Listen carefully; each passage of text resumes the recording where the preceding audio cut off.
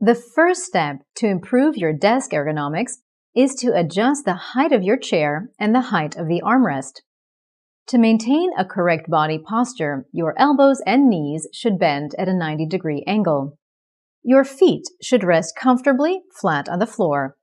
Adjust the height of your table or use a footrest if you cannot achieve this posture.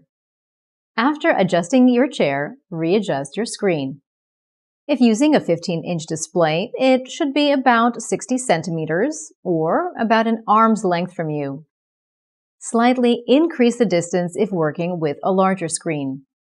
You should be looking slightly down at the screen at about a 35-degree angle. If using a 19-inch screen, adjust the top of the screen to eye level. To maintain the 35-degree angle while using a laptop, use a stand, an external keyboard, and a mouse attached to it.